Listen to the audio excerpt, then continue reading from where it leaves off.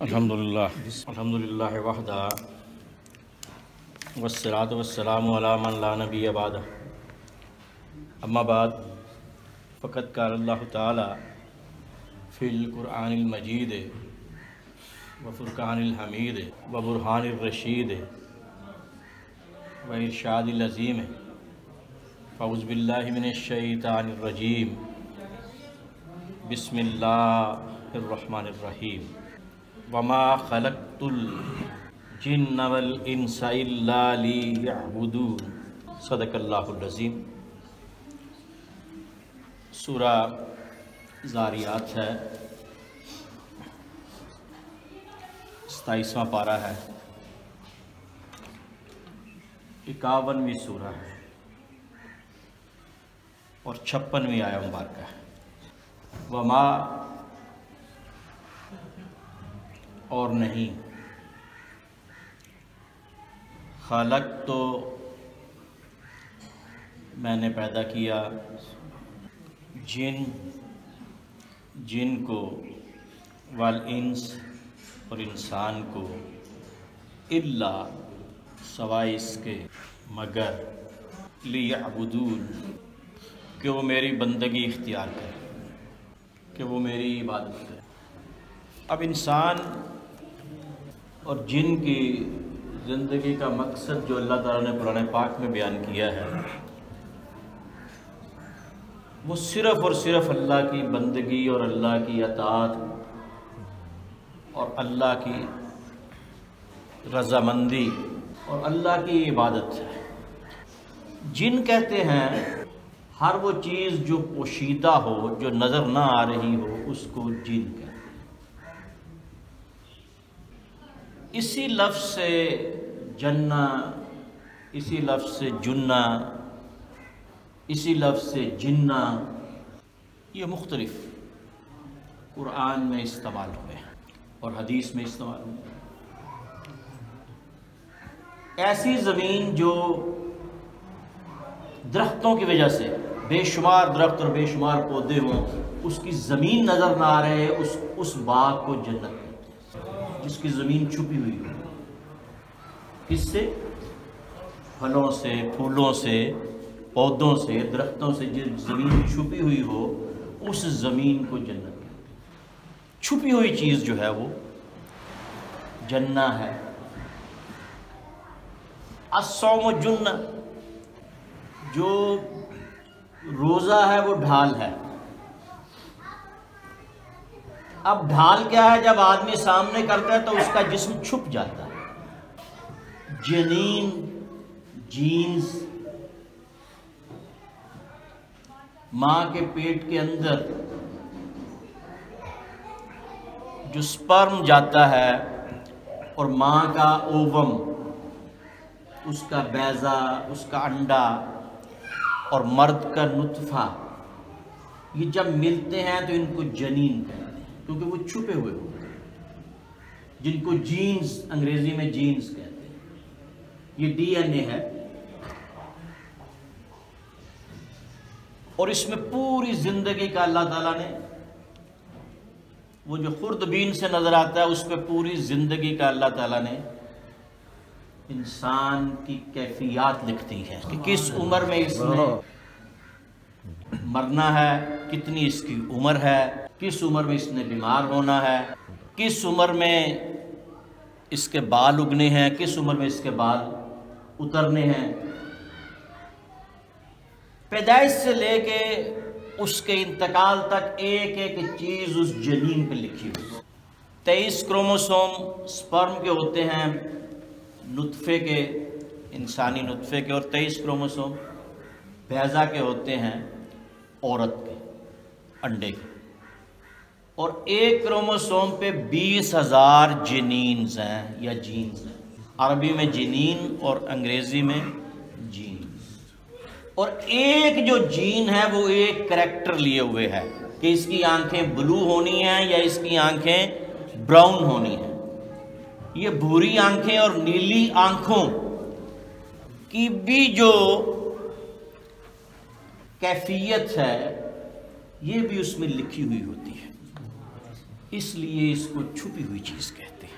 تو چونکہ جن بھی نظر نہیں آتا، اس لیے جو چھپی ہوئی چیز ہو جو بھی ہو اس کو جن کہہ دیا جاتا ہے۔ وما خلقت الجن والانس الا لیعبدون، یہ عربی کا قاعدہ ہے کہ جب ما آئے گا تو الا کاٹا جائے گا، ما اور الا دونوں نہیں پڑھے جائیں گے، اور یہ آیت کا ترجمہ اس طرح پڑھا جائے گا ما اور الا کاٹ کے خلقت الجن والانس لیعبدون، ہم نے انسان اور جن کو پیدا کیا اپنی عبادت کے لیے۔ اب انسان کی تخلیق کہاں سے ہے؟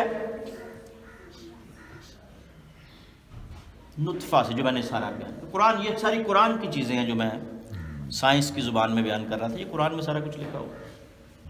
سورہ الرحمن میں آپ دیکھیں گے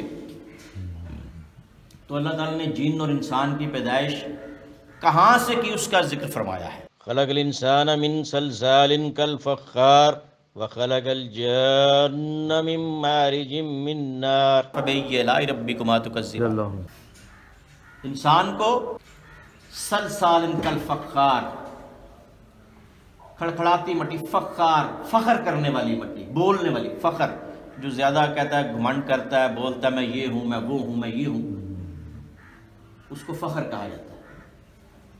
اور جو زیادہ ہو اس کو فخار، اس کی جمع ہے کرنے والا، اور یہ فاعل ہے۔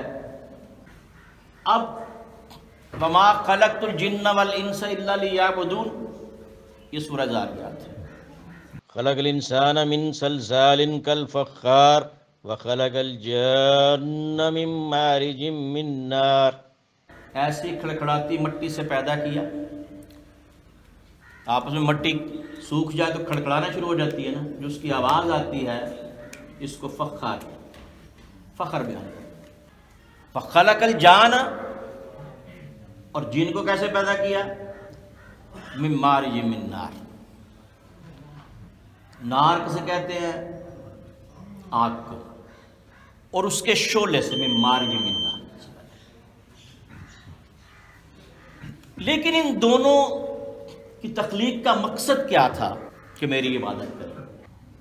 اقم الصلاۃ لدلوک الشمس الی غسق اللیل وقرآن الفجر، نماز قائم کرو جب سورج ڈھل جائے اور جب رات چھا جائے، اور صبح کا قرآن یعنی صبح کی نماز۔ تو کیا سارا دن رات ہم نماز ہی پڑھتے رہے؟